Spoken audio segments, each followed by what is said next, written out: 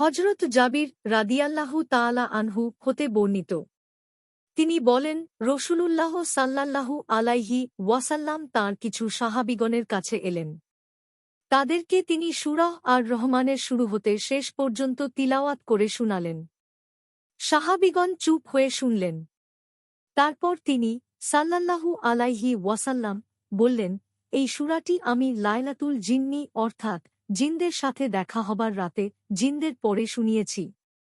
জিনেরা তোমাদের চেয়ে এর উত্তর ভালো দিয়েছে।